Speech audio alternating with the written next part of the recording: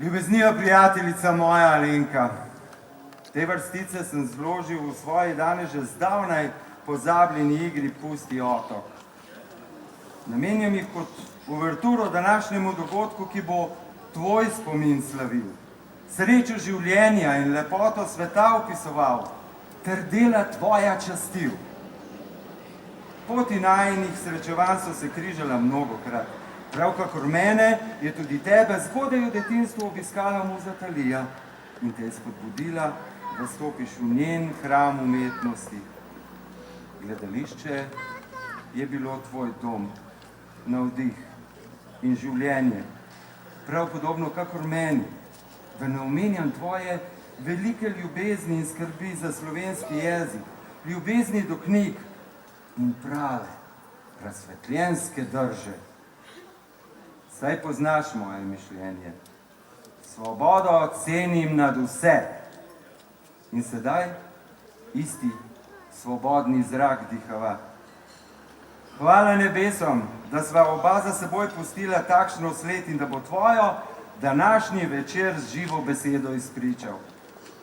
Vrli naši komedijanti nas bodo, kot že tolikokrat, povedli skozi nove svetove, v vroči želji, da bi ti, ljuba Alenka, danes spet stopila na svoj oder. In res boš, skozi njih besede, svoje pisarije in v spominu živen. Spoštovani publikum, v globoki hvaležnosti, da ste se zbrali v tolikšnem številu, vam pokorno javljam, da se imamo na Parnasu zelo fletno. Draga Alenka, nocojšnji večer je zate.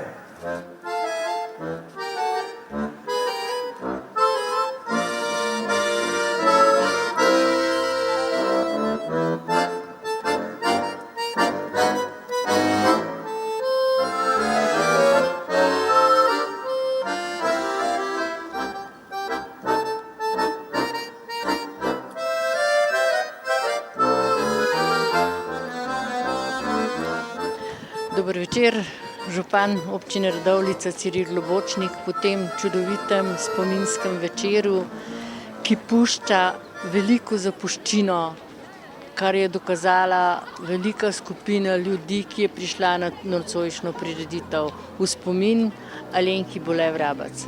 Res je, no, kaj ne rečem, malce nam je ta virus ponagajal, ker smo to prireditev želeli veliko prej narediti, pa se nikakor ni išlo.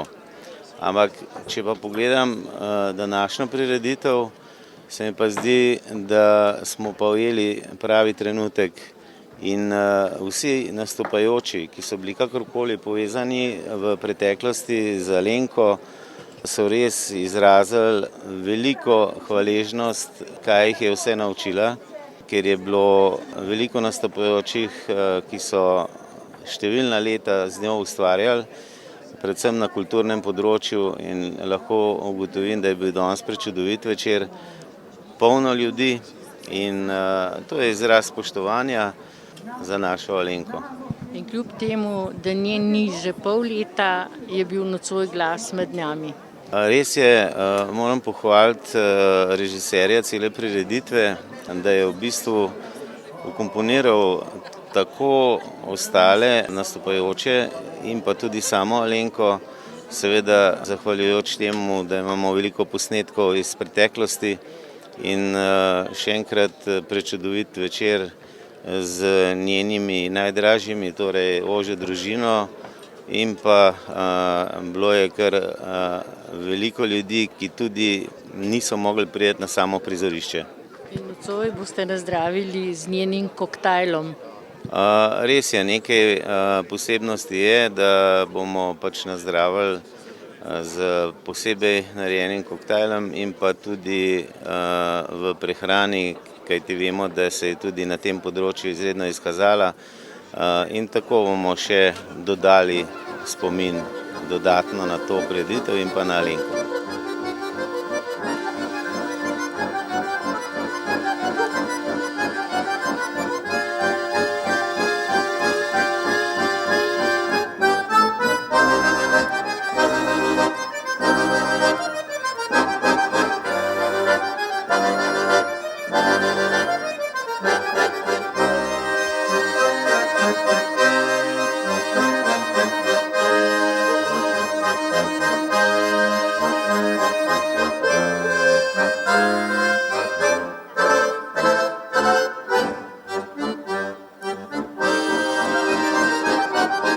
Rok Andres, režiser nocojšnje prireditve v spomin Alenki Bolev Rabec. Kako je pravzaprav nastajala?